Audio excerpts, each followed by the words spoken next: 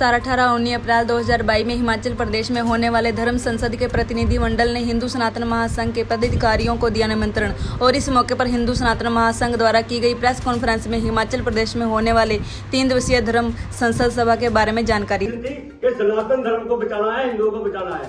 लेकिन आज कालांतर या समय के या हमारे राजनीतिक जो भी यहाँ पे बैठे थे उनके द्वारा ये मतलब कुर्सियां फैलाई गई कि हिंदू सिख इलाके हैं, हिंदू सिख भाई हैं और तुर्क दुश्मन है। तो तुर्क कौन है वो आपको पता है। भारतीय क्षत्रिय महासभा प्रदेश हिमाचल के अध्यक्ष है और पंजाब के प्रभारी है। उन्होंने इतने पहुंचने से बहुत स्वागत है। और अज हिंदू सनातन महासंघ के मंच के उपर असी ये प्रेस कवरिंग कर रहे हैं। उसका मेन विषय है कि जो साडे समाज के विच कुरीतियां आ चुकियां, हिंदू समाज नूं ढा लाण वास्ते अलग अलग जिहड़े संगठन है वो निरंतर कार्य कर रहे हैं। कभी लव जिहाद का मामला सामने आ रहा, कभी धर्म परिवर्तन के मामले सामने आ रहे हैं। इसनूं लैके जिहड़ा साडा पूजनीय संघ समाज है वो बहुत ही ज़्यादा आक्रोश दे विच है।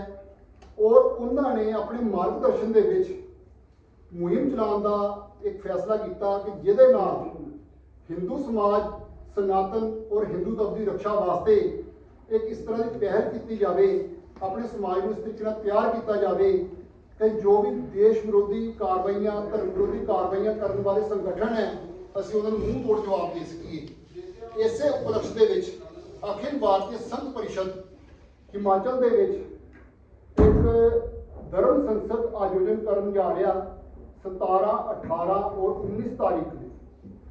इस धर्म संसद का विषय है कि जो साडियां कुरीतियां असीं उन्हां कुरीतियां नूं किद्दां दूर करना, असीं किस तरह संगठित होना और जो साडे लक्ष्य है, जो साडी धार्मिक आस्थावां, जो साडी परंपरावां असीं उन्हां नूं किस तरह कायम रखना, उसके उपर विचार विमर्श किया जाएगा। मैं एक गल कहनी चाहना हिंदू सनातन महासंघ के मंच तो कि अज हिंदू समाज को जागरण की जरूरत है। हर जगह के उपर लव जिहाद वर्गे जो कार्य हो रहे हैं, पैसे के बल के उपर लालच दे के धर्म परिवर्तन हो रहे हैं। हिंदू समाज के नाल संविधानिक रूप के भी बहुत ज़्यादा छलावा किया गया। अज पूरे देश के सानू धार्मिक शिक्षा का अधिकार नहीं है। स्कूलों कॉलेजों के हर दूजे धर्म नूं वो अपने स्कूल कॉलेज के चाहे सरकारी चाहे प्राइवेट संस्थान है उन्होंने धार्मिक शिक्षा दे सकते हैं। पर हिंदू अपने जिहड़े धार्मिक संस्थान है, जिहड़े शिक्षा संस्थान है उन्होंने इस तरह का उपराला नहीं कर सकते। और मैं समझदा जिहड़ी इहदी घाट है ये महसूस हो रही है। जिहड़ा साडा बचपना और जिहड़ा युवा वर्ग है, बच्चे विद्यार्थी है, उन्हां तक जो साडा पिछला परिदृश्य, साडा इतिहास, साडे इतिहास दे विच महान योद्धा होए है, बड़ा गौरवमय इतिहास रहा, उहदे बारे साडे बच्चे जाणू नहीं हो पा रहे हैं। एक साडा यह विषय है। दूसरा विषय है कि धर्म परिवर्तन को लैके सरकार को मंग की जाएगी कि ठोस कानून बनाए जान। लव जिहाद के मामलों के भी फास्ट ट्रैक के उपर कोर्ट बननी चाहिए कि जिहदे कोई भी मामला सामने आता वह 15 तो लैके 30 दिनों के निपटारा होना चाहिए। इस तरह की काफ़ी मंगा हिंदू सनातन महासंघ वो लगातार करता आ रहा। और अज बहुत खुशी का समय है कि संत समाज का भी सानू आशीर्वाद प्राप्त हो रहा और साडा समन्वय हिमाचल के भी बन रहा। और बाकी जो भी कार्य, जो भी उत्थे जो विचारधारा, जो सारा मार्गदर्शन संत समाज देगा उहदे विषय के विच साडे पूजनीय सत्यदेवानंद सरस्वती महाराज जी वो सबका मार्गदर्शन करेंगे।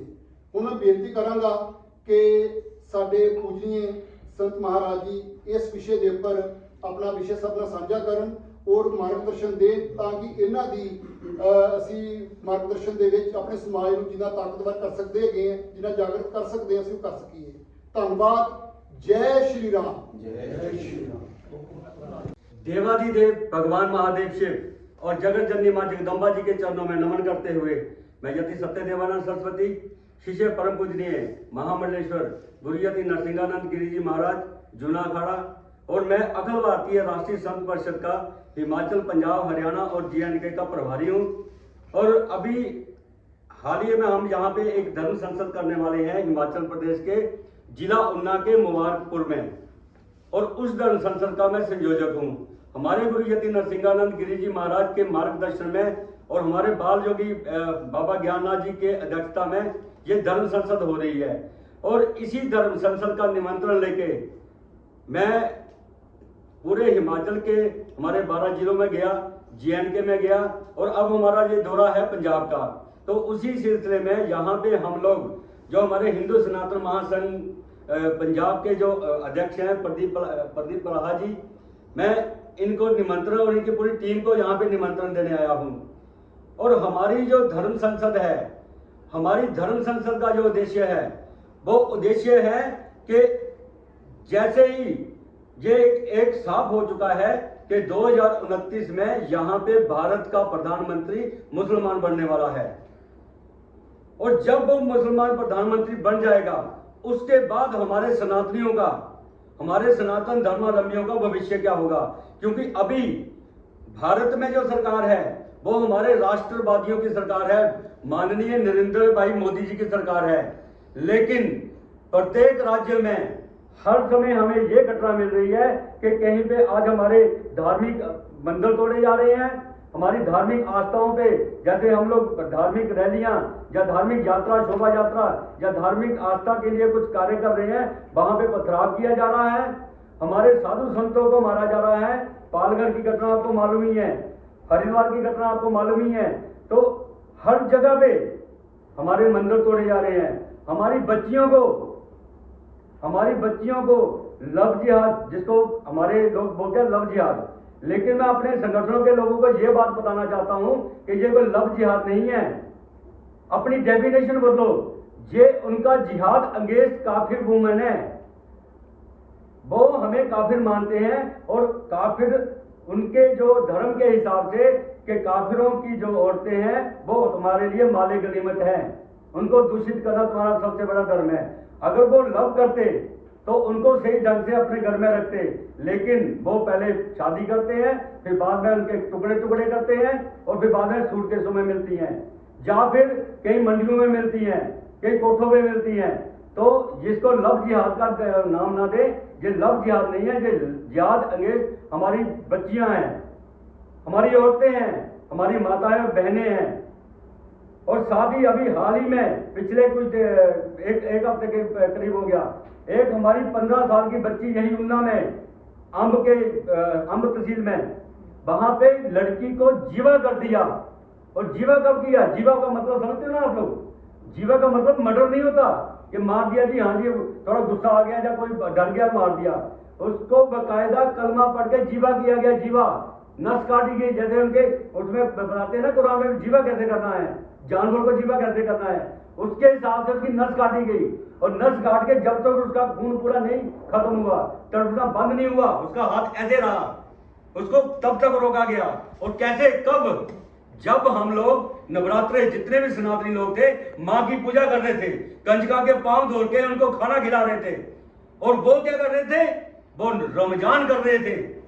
उस रमजान के वक्त उन्होंने क्या ऐसा सीखा कि हमारी फूल सी बच्ची को, जो कि एक डॉक्टर बनने वाली थी, 10वीं क्लास की छात्रा थी, उसको जीवा कर दिया।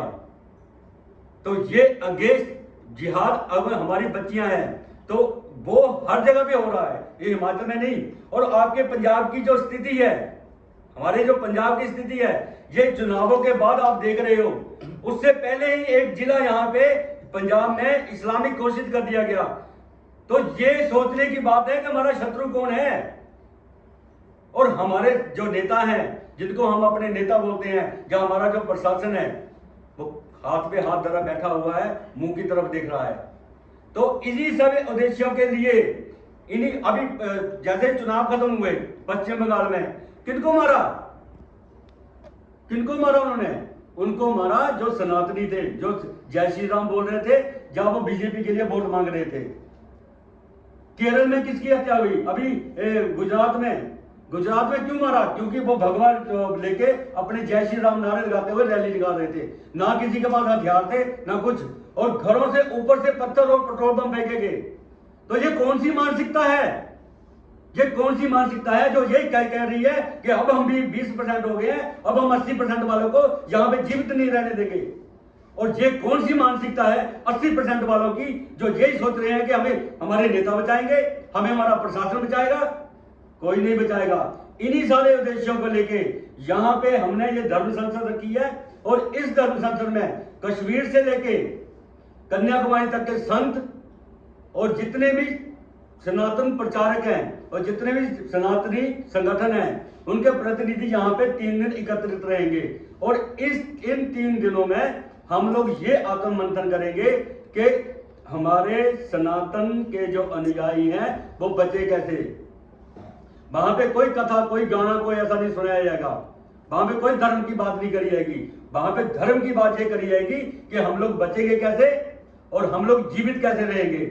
और जैसे कि हमारे ये हिंदू सनातन महासंघ के जो लक्ष्य हैं, मैं इनके साथ में खड़ा हूं। जो भी इन्होंने इसमें दिया हुआ है कि जहां पे जितने भी प्रवासी भारतीय हैं, जो प्रवासी मजदूर यहाँ पे रह रहे हैं, उनका तत्काल रूप से उनका पंजीकरण होना चाहिए। और जितने भी रोहिंग्या और बांग्लादेशी है यहाँ पे रिफ्यूजी बन के रह रहे हैं, उनको तत्काल यहाँ से निकाल के बांग्लादेश भेजो, पाकिस्तान भेजो, कहीं भी भेजो, हमें उससे मतलब नहीं है। लेकिन हमें यहाँ पे अपने बच्चों का मांस खिलाने के लिए यहाँ पे नहीं रख सकते, क्योंकि रोहिंग्या जो है वो म्यांमार में वहां पे बौद्धों का मांस खा के यहाँ पे भाग के आए हैं।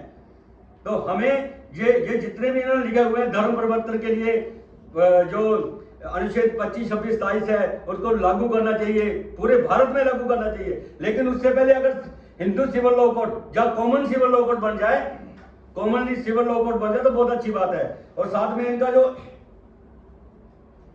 जातियों को लेके है कि जातियां सारी समाप्त होनी चाहिए, उसके लिए हम लोग प्रहलाद जी हम लोग मिलकर अभियान चलाएंगे। हम गांव-गांव में जाएंगे, पंजाब के गांव-गांव में जाएंगे और जाके उनको जागरूक करेंगे, उनके लिए हम कार्य करेंगे।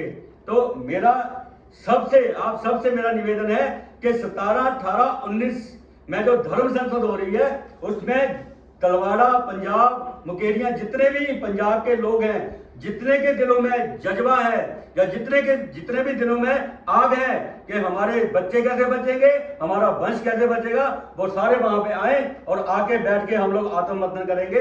बस इतना ही है मेरा। हर हर महादेव, हर हर महादेव, हर हर महादेव।